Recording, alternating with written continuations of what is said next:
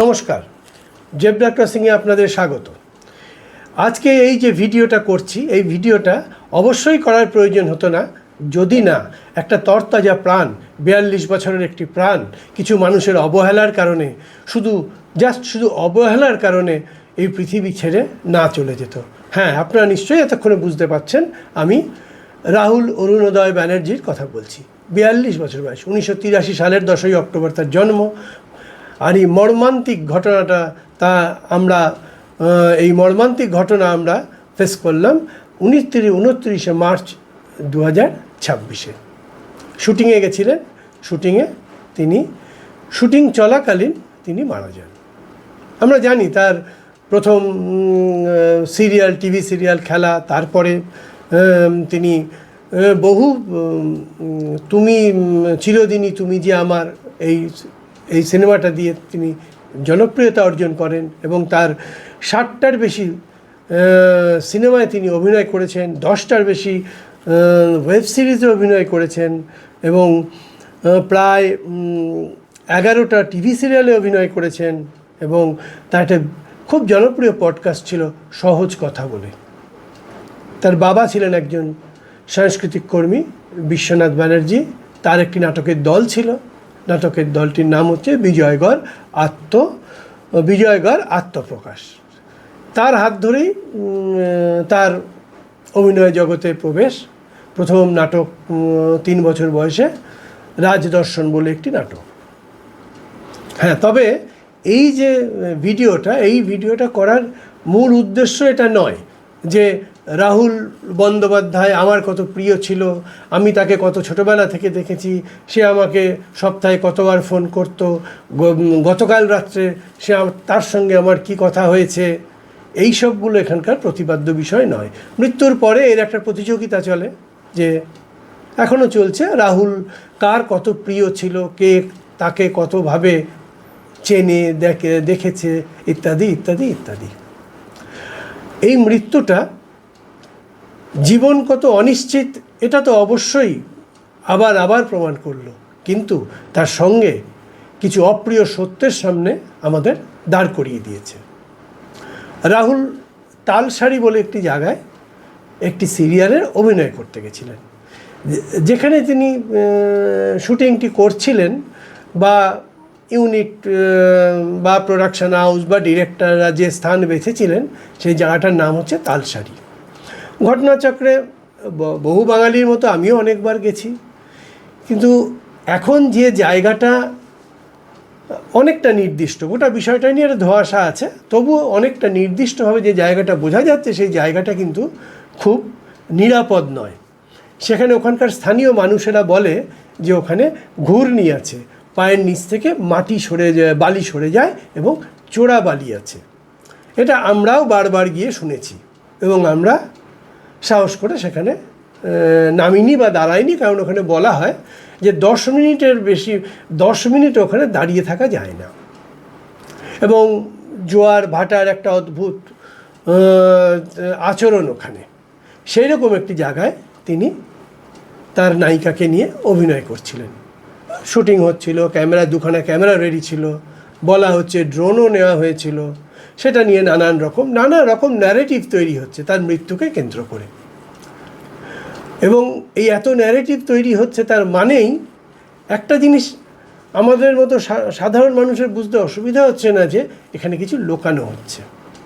কেন লুকানো হচ্ছে? এখানে কি কোনো নিরাপত্তার অভাব ছিল? এখানে কি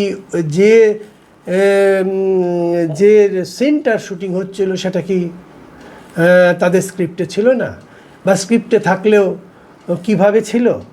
একটা ন্যারেটিভ তো সুন্দরভাবে ছড়িয়ে দেওয়া হয়েছে যে রাহুল চেষ্টা করেছিলেন, রাহুল ভীষণ পার্টিকুলার, সেই জন্যে তিনি একটা ড্রোন শট চেয়েছিলেন।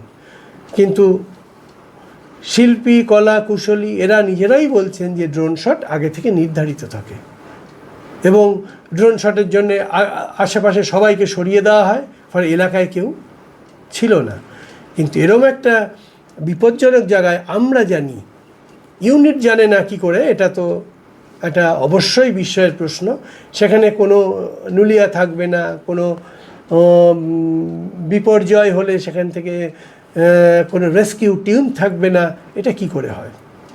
এখন সব কলা কুশলীরা বলছেন আমরা জীবন হাতে নিয়ে অভিনয় করি, আমাদের অভিনয় আবেগকে এক্সপ্লয়েট করা হয়। এতদিন বলেননি কেন? রাহুলকে মোড়ে প্রমাণ করতে হলো যে আপনারা সাংঘাতিক নিরাপত্তাহীনতার মধ্যে শুটিং করেন। এটা তো খুব ব্যাখ্যা আকারে খুব সুন্দর শোনাচ্ছে না। এবং এই মৃত্যুর পরে আরও কতগুলো বিষয় সামনে এসে হাজির হয়েছে। তার স্ত্রী প্রিয়াঙ্কা এবং তার সন্তান, একমাত্র সন্তান সহজ।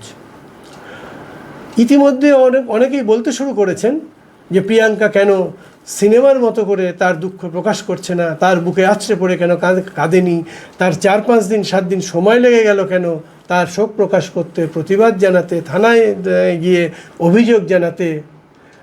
আমি উপযাজক হয়ে প্রিয়াঙ্কাকে অনুরোধ করব এইসব দ্বিপদ জন্তুদের প্রশ্নের কোনো কথারই উত্তর দেবেন না। আপনি দু একটা ব্যাখ্যা দিয়েছেন, কেন 4 দিন দেরি হয়েছে, কেন 5 দিন দেরি হয়েছে, সেটা আপনার একদম ব্যক্তিগত বিষয়। আমি আবার বলছি, এই দ্বিপদ জন্তুদের কোনো প্রশ্নের কোনো কথার উত্তর দেবেন না। এবং আপনার চারপাশে এখন বহু মানুষ লাল, নীল, হলুদ, সবুজ, গেরুয়া, নানা রঙের রামধনু, একদম একটু সচেতন থাকুন। বুদ্ধিমতী মহিলা আপনি, সচেতন থাকুন, একটু অপেক্ষা করুন, এই ভিড় হালকা হয়ে যাবে। এবং যারা সত্যিই রাহুলকে ভালোবাসে, যারা সত্যিই আপনার দুঃখ ভাগ করে নিতে চায়, সেই সংখ্যাটা আস্তে আস্তে হাতে গোনা হয়ে যাবে। আপনি একটু অপেক্ষা করুন তাদের জন্যে।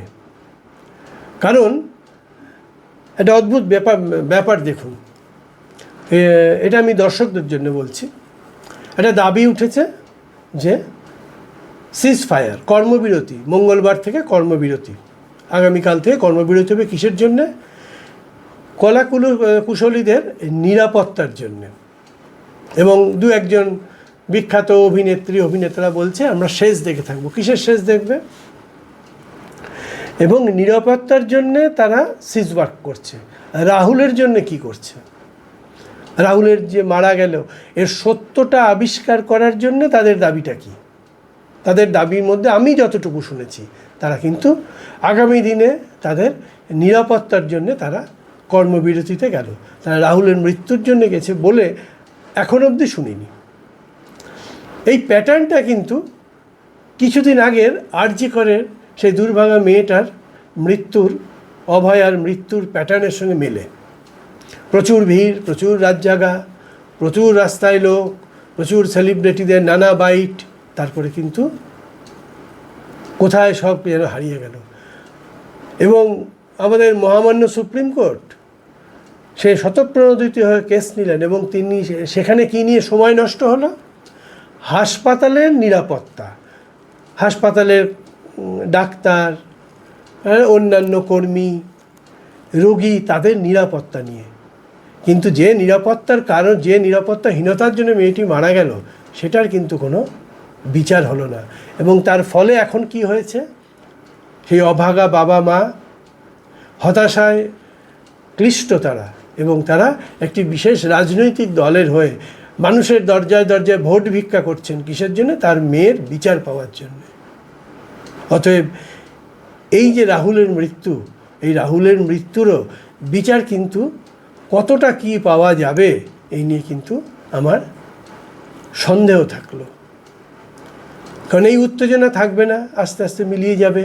এবং এই যে এত ন্যারেটিভ তৈরি হয়েছে, এর মধ্যে একটা ন্যারেটিভ কিন্তু সত্যি হিসেবে যাদের হাতে ক্ষমতা, তারা কিন্তু সত্যি হিসেবে প্রমাণ করে দেবে। যার গেল তার গেল, সহজ তার বাবাকে হারালো, প্রিয়াঙ্কা তার স্বামীকে হারালেন, রাহুলের মা এবং বোন রাহুলের মা তার সন্তানকে হারালেন, রাহুলের বোন তার দাদাকে হারালেন। বাকি সবটাই কিন্তু সংখ্যা দিয়ে বিচার করা যাবে। এবং এই যে টালিগঞ্জের এই যে একটা কালিমালিপ্ত দিন, এই দিনটাকে এই দিনটার প্রতিবাদ কিন্তু সেইভাবে হতে হবে যাতে আমরা সত্যটা জানতে পারি, কী কারণে রাহুল মারা গেল। তাহলে তো আরও সুন্দরভাবে নিরাপত্তা তৈরি করা যাবে। যেসব নায়ক নায়িকারা বলছেন যে আমরা হাসি মুখে কাজে যেতে চাই, হাসি মুখে ফিরতে চাই, কাঁচের গাড়ি করে ফিরতে চাই না, তাদের তো নিরাপত্তারও বাড়বে। কারণ কী কারণে কী নিরাপত্তার অভাবে যে রাহুলের মৃত্যু হলো, এবং তাছাড়া আজ অবধি তারা যে নিরাপত্তাহীনতার মধ্যে কাজ করেছে সেইগুলো নিয়ে তারা সামনে আসুন, তারা মুখ খুলুন। এই একটা মিছিল, একটা মিটিং আমরা আর জি কর আন্দোলনে দেখেছি, এর থেকে অনেক বেশি প্রতিবাদ দেখেছি। আমার তো মনে হয় না তার বাবা আজ আর জি কর আন্দোলনের যা ফল এবং যা আজকে যে জায়গায় দাঁড়িয়ে আছে, তার বাবা মাকে শান্তি দিয়েছে, বা তার বাবা মা যে বিচার চেয়েছিলেন সেই বিচার পেয়েছে। সেই জন্যে আপনাদের একটা জিনিস এখানে কিন্তু বুঝতে হবে, এই প্যাটার্ন কিন্তু এক, আর জি কর বলুন আর এটাই বলুন। ফলে প্রতিবাদ প্রতিরোধ এসব চলবে, তার মধ্যে আমাদের কিন্তু প্রত্যেককে সচেতনভাবে এর প্রতিবাদ করতে হবে। আবেগ তো থাকবেই, আবেগ ছাড়া তো কোনো প্রতিবাদ হয় না, কিন্তু সচেতনভাবে প্রতিবাদ যদি না করতে পারি তাহলে কিন্তু আমরা যে তিমিরে ছিলাম সেই তিমিরেই থাকব। শুধু রাহুলের মা, রাহুলের স্ত্রী এবং রাহুলের সন্তান সারা জীবন এই কষ্ট বহন করবে। কদিন লাগবে রাহুলের মৃত্যুর কষ্ট ভুলে যেতে মানুষের? তাই আমি আজকের যে ভিডিও এটা করার, আবার বলছি, একদম ইচ্ছে ছিল না, কিন্তু এই প্রশ্নগুলো আমার মনে হয়েছে খুব গুরুত্বপূর্ণ, তাই আপনাদের সবার সামনে রাখছি। কারণ রাহুলকে স্মরণ করা, শুধু সে কত ভালো অভিনেতা ছিল, অবশ্যই সে ভালো অভিনেতা ছিল, অবশ্যই সে ভালো লিখত, অবশ্যই সে একজন সহমর্মী ছিলেন, এবং সবথেকে বড় বিষয় ছিল এই বাজারে তিনি তার শিরদাঁড়া বিক্রি করেননি। এগুলো সব সত্যি, কিন্তু পাশাপাশি তার মৃত্যুর কারণটা যদি আমরা জানতে না পারি, এবং তার মৃত্যুর জন্যে যারা দায়ী তাদের যদি কোনো শাস্তি না হয়, তাহলে কিন্তু তার প্রতি আমাদের এই যে স্মরণ করা বা তার এই এত প্রতিভার এত প্রশংসা করা সবটাই কিন্তু মিথ্যে হয়ে যাবে। আবার আরেকটা আর জি কর কাণ্ডের মতো আবার গোটা প্রতিবাদ, গোটা আলোচনা সব মিথ্যা হয়ে যাবে। শুধু আর যে রাহুলের মৃত্যু আবার একটা সংখ্যাই থেকে যাবে। এই মৃত্যু, রাহুলের এই মৃত্যু কিন্তু শুধু একটা মৃত্যু নয়, এটা কিন্তু শূন্যতা তৈরি করেছে আমাদের মধ্যে। এই শূন্যতা সবথেকে বেশি শূন্যতা তৈরি হয়েছে তার মা, তার স্ত্রী, তার মেয়ে, তার পরিবারদের মধ্যে, তার খুব ঘনিষ্ঠ কয়েকজন বন্ধুর মধ্যে। বাকিদের কাছে কিন্তু এটা একটা ঘটনা, যে ঘটনাটা হয়তো আগামী দিনে তাদের নিরাপত্তা হয়তো বৃদ্ধি করবে। এই ঘটনাটা হয়তো একটা হুইসেল ব্লোয়ার, এই ঘটনাটা হয়তো তাদের কিছু সুযোগ সুবিধা বাড়িয়ে দেবে। কিন্তু what will happen, how those criminals will be punished, এটা কিন্তু আজকের প্রশ্ন। কারণ একটা মানুষ মারা যাবে এবং সবাই যেখানে বুঝতে পারছে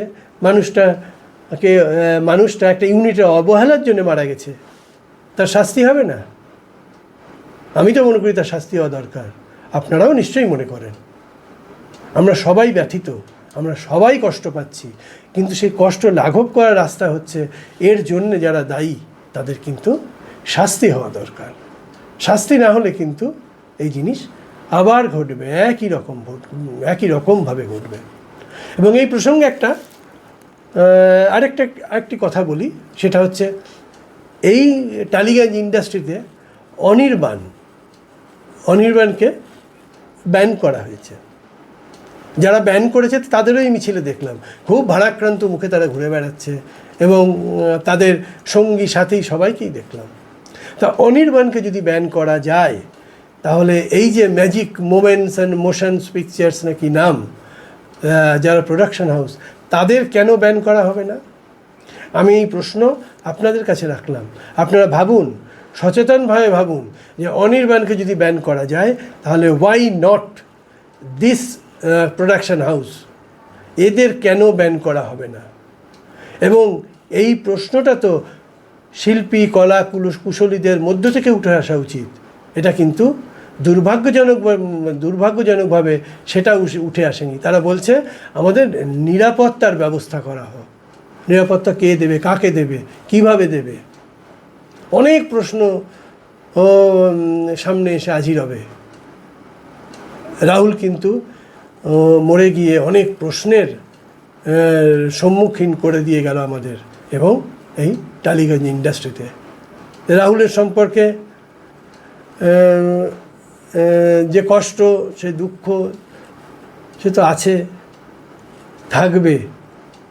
এবং এই কষ্টের সুর ধরেই তার যে প্রথম সিনেমা চিরদিনই তুমি যে আমার, সেটাকে একটু পাল্টে আমি এই ভিডিও শেষ করার আগে বলতে পারি যে রাহুল, চিরদিনই তুমি যে আমাদের।